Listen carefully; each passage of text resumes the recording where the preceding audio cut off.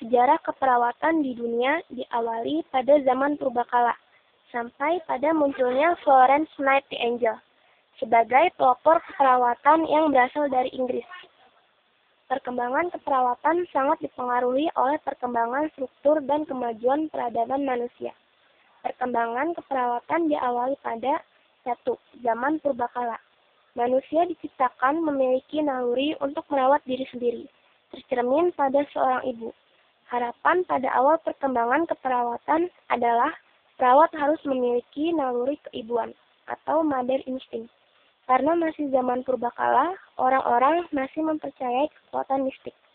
Kemudian dilanjutkan dengan kepercayaan pada dewa-dewa, di mana pada masa itu mereka menganggap bahwa penyakit disebabkan karena kemarahan dewa.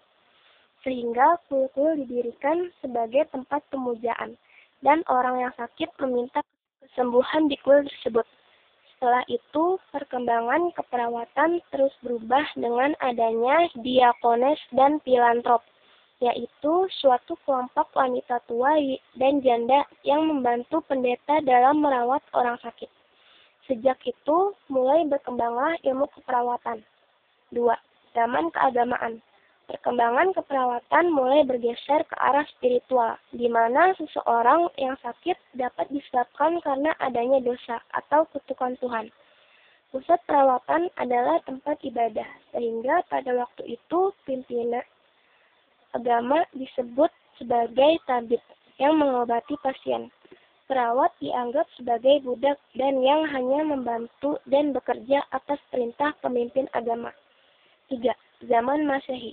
Keperawatan dimulai pada saat perkembangan agama Nasrani, di mana pada saat itu banyak terbentuk diakones, yaitu suatu organisasi wanita yang bertujuan untuk mengunjungi orang sakit.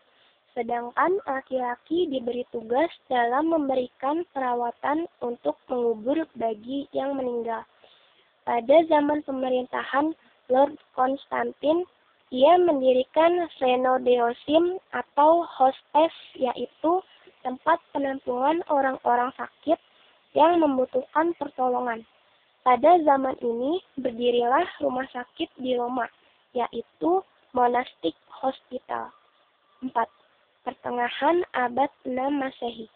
Pada abad ini, keperawatan berkembang di Asia Barat Daya, yaitu Timur Tengah, seiring dengan perkembangan agama Islam.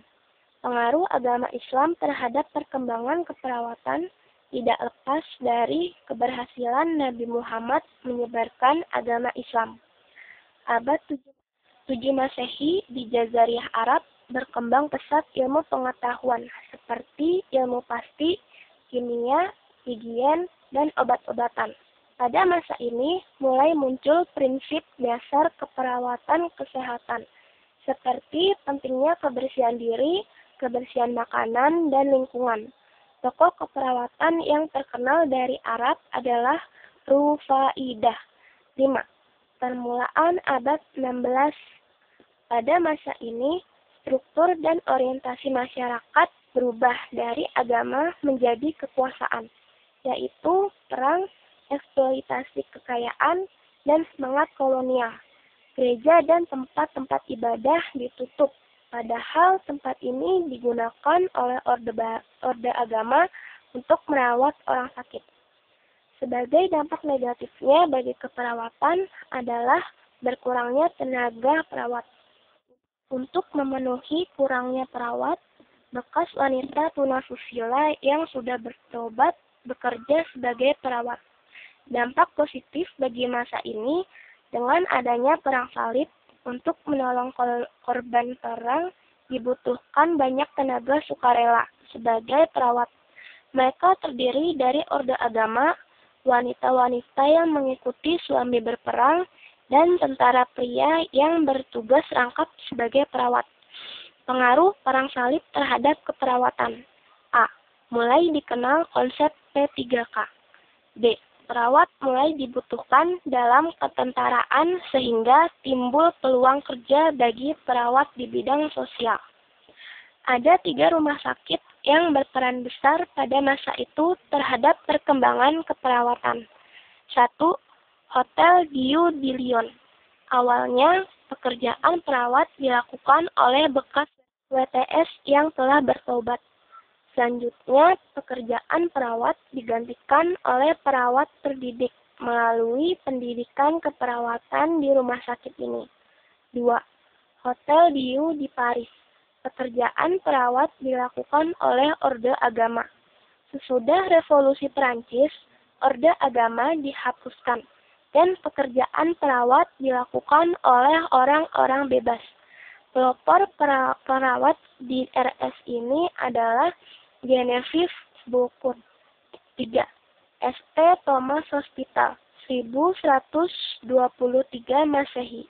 Pelopor perawat di rumah sakit ini adalah Florence Nightingale, 1820. Pada masa ini, perawat mulai dipercaya banyak orang. Pada saat Perang Crimean War, Florence ditunjuk oleh negara Inggris untuk menata asuhan keperawatan di rumah sakit militer di Turki. Kemudian Florence dijuluki dengan nama The Lady of the Lamb. 6. Perkembangan keperawatan di Inggris. Florence kembali ke Inggris setelah Perang Crimean.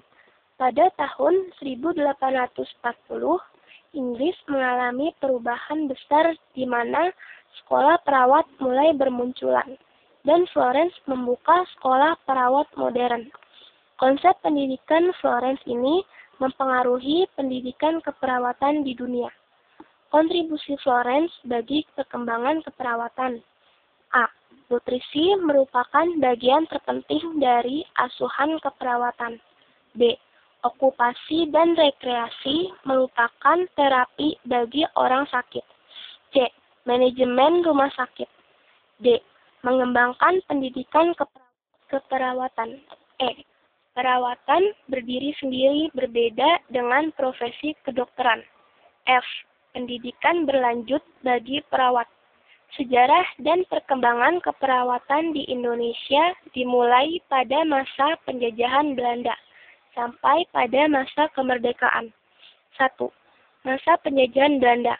Perkembangan keperawatan di Indonesia dipengaruhi oleh kondisi sosial ekonomi, yaitu pada saat penjajahan kolonial Belanda, Inggris, dan Jepang.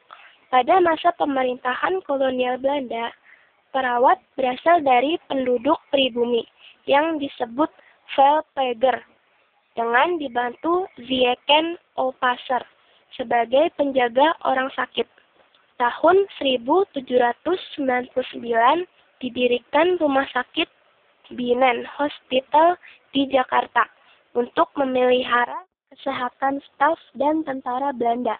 Usaha pemerintah kolonial Belanda pada masa ini adalah membentuk Dinas Kesehatan Tentara dan Dinas Kesehatan Rakyat.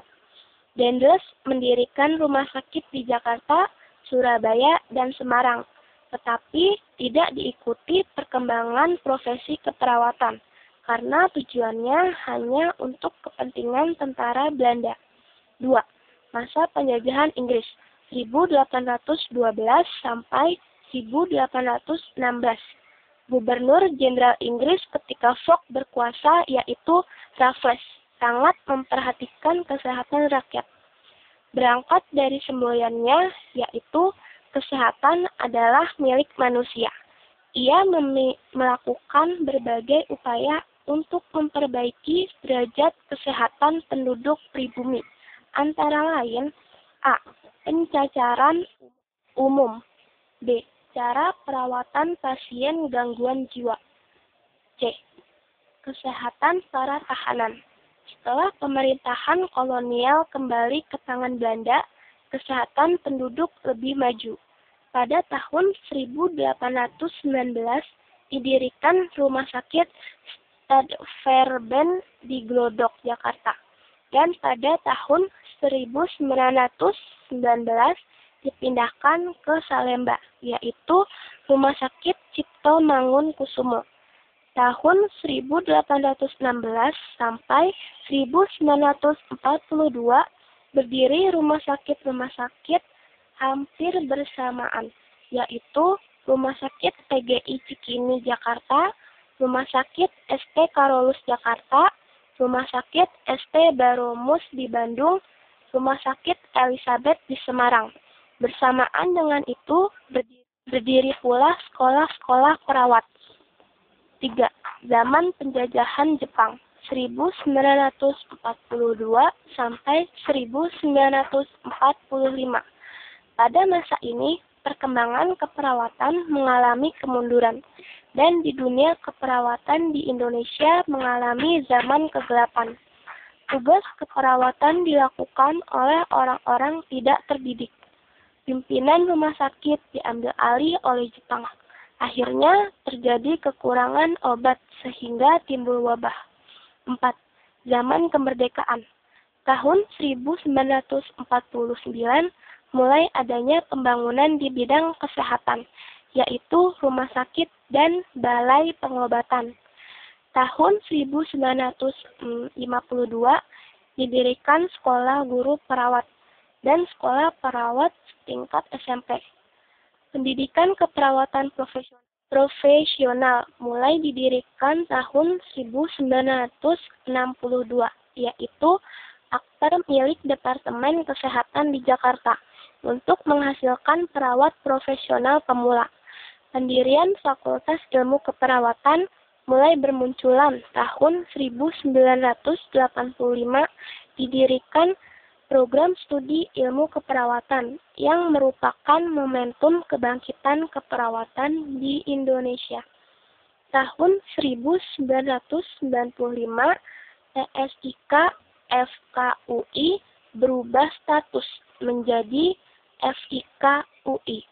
Kemudian muncul PSIK baru seperti di Undip, UGM, Unhas, dan yang lainnya.